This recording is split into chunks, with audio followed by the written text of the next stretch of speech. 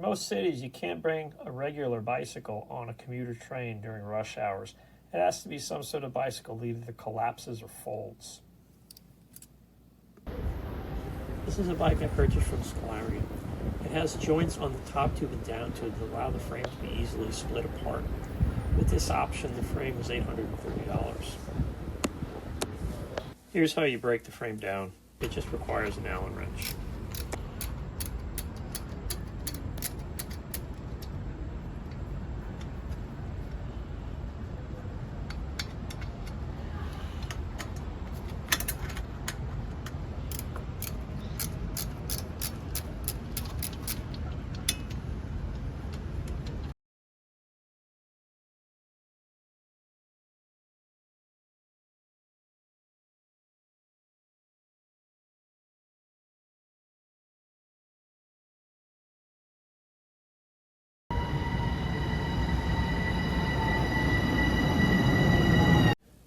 So with this bike, I'm now allowed to take the train at any time.